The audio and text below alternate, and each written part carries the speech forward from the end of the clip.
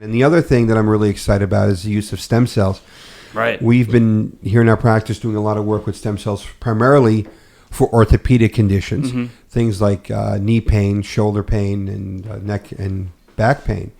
Now, one of the things I always start off by speaking about the issue of stem cells. It is still not officially approved in the United States. The FDA is not approved. Right, I was going to ask you about that. It's still considered investigational.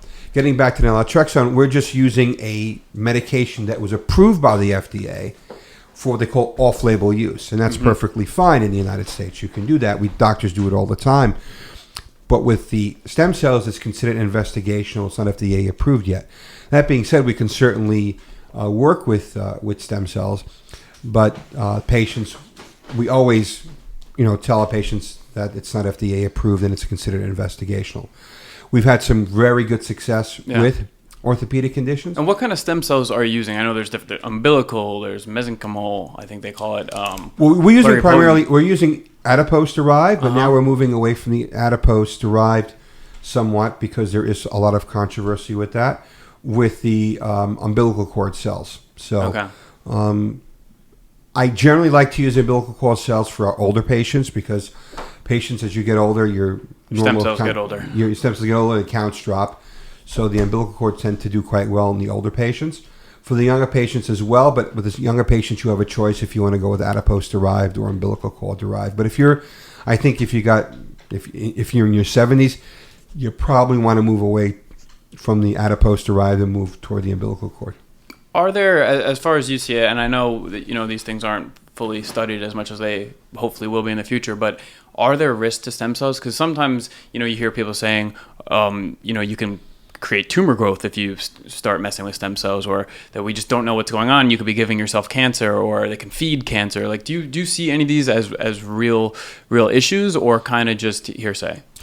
I want to talk to you about the tumors. Those are primarily in embryonic cells, and the type of tumor is called a teratoma. Okay. That's been established. That's not something that we use here. Regarding the safety panel, for example, of adipose-derived cells, there has been many studies that are coming out all the time. There's a large study from the network that I'm affiliated with. We have 10,000 patients in the database throughout the world. We've seen no significant safety risks. And every year, more and more people are doing these procedures. And again, we're not seeing the safety risk, the safety issue here. Now, there's been some issues with them. Okay. I'll explain to you what happened. One person lost their eyesight, but then again, you probably don't want to inject these cells into someone's eye. Okay, doesn't sound like a good idea. I mean, you have 10,000 people who've had the procedure, and God willing, they're all we've no adverse effects or very few adverse effects with that. But obviously, someone you inject into someone's eye, I mean, obviously, you're going to cause a risk of damage. Right. So the type of things that the media has been upplaying, but they haven't spoken about the other benefits from it. So sure, I mean, you injected someone's eye, it's going to be, Now, some of those patients did improve with macular degeneration. Wow. Again, that wasn't reported on. So you can make your eyesight better by injecting stem cells into it? I can't make a claim, and I'll never make a claim. Okay, but have there been reported cases of that happening? Yes, there has been reported cases. Very exciting. He's going to be the guy that ends up going blind. No, that's great. And can you talk maybe a little bit about platelet-rich plasma and how that stacks up with stem cells? Because I know it's a cheaper option, which is great, but I'm curious to know how you think is it nearly as effective? No, I don't think it's as effective. Platelets are great. Platelet-rich plasma is great, and I use it in my practice all the time. And can you actually explain just like what that is for the listener? Well, sure. Basically, the platelets have growth factors, and we use those growth factors for regenerative medicine. I think there's a role for platelet-rich plasma, but now, for many years, we didn't have access to stem cells, so PRP was the best we had. So now that we have stem cells... Same idea, just better? Same idea, just better. Matter of fact, in many of my patients, I'll combine the use of stem cells with platelet-rich plasma. I think they're a very powerful combination for treating a lot of the orthopedic issues we have. A lot more use of PRP now in cosmetic issues, for example, with hair loss. That's getting very, very popular. People use it for that. But I generally think that it is an option for patients who just don't want to do stem cells. I just think, look, is it effective? Yeah. But I think the efficacy is in the person who actually uses and applies it properly.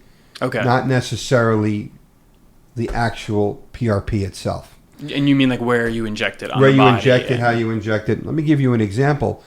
You can have two jet fighters, two people who are in a jet dogfighting, and one can have an inferior plane. Yet the one with the inferior plane can shoot down the one with a more advanced plane if the pilot is better trained. That's the same idea.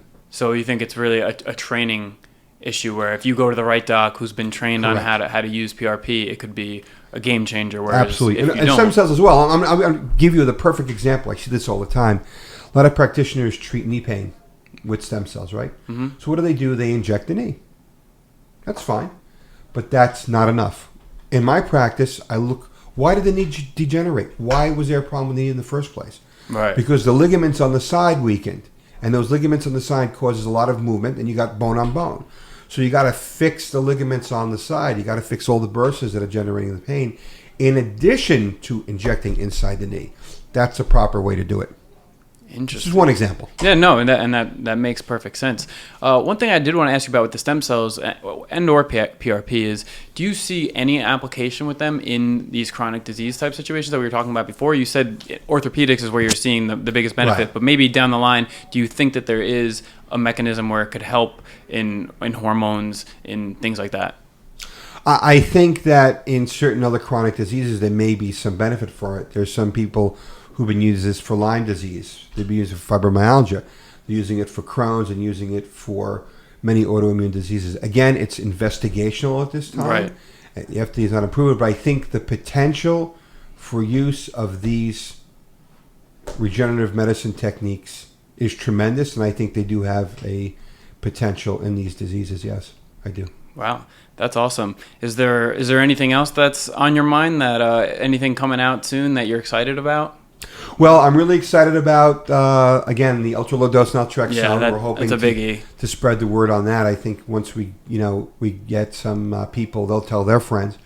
And, we can hopefully, I'd love to speak to other doctors about this, because I think we can help so many people. And I'm hoping there's going to be more and more advancement in stem cells. I think that's the most exciting thing in medicine today. Okay, cool.